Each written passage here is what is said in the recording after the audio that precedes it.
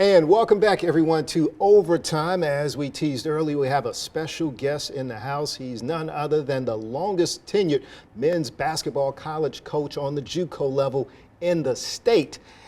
We're so honored to have with us none other than Mississippi Delta's men's basketball coach, Derrick, who just completed his 21st season this past year in Moorhead of overseeing Trojan basketball. Now he's getting ready to begin year number 22. Wow, has the time flown. And Coach, we're so honored to have you with us today on this special day, today being Father's Day. So we appreciate your time, you taking time out to join us on Overtime. And as we mentioned, 2 decades plus at the same school. That speaks volumes about your longevity, about your loyalty to MDCC.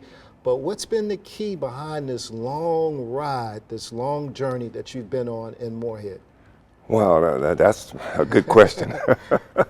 Part of it, I think, is just that I'm one of those individuals that, I have a goal that I've set, and I really want to accomplish that. And I just, for some unknown reason, I want to win a championship for Mississippi Delta Community College. That they gave me that chance, and that's something I want to do for them.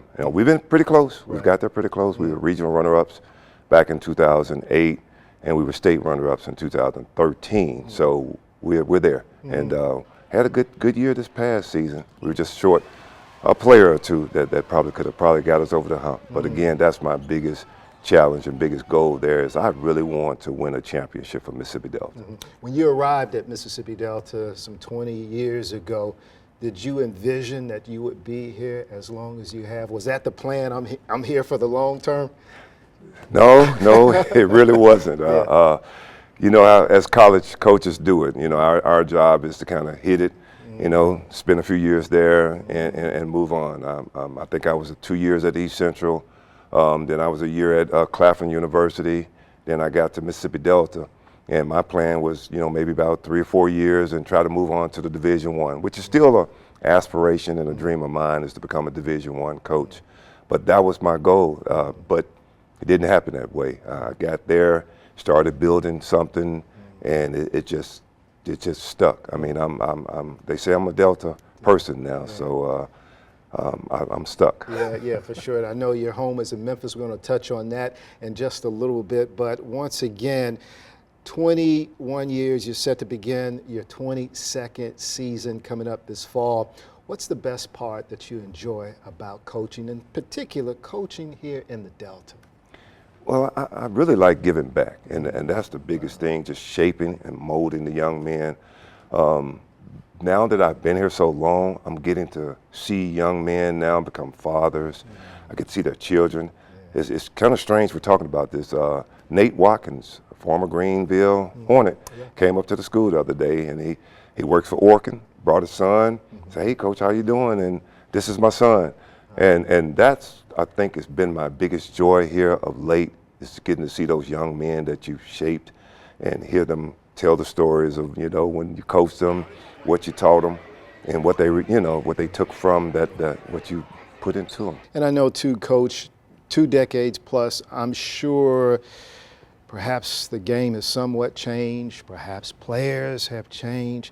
Have you changed at all from day one, Moorhead, to where we stand today in terms of your coaching philosophy, the way you go about teaching and preaching the game? I have. I really don't even know where to start. But I guess I start with the first one with my demeanor and maybe the way I approach coaching. A lot of the older guys coach, he's a whole lot softer than he was when he first started. Wow. And they'll tell the guys, I said, man, he wouldn't let that slide, or you would hear from him here. So I've kind of changed that approach because as I've noticed with this generation, they don't really take yelling very well.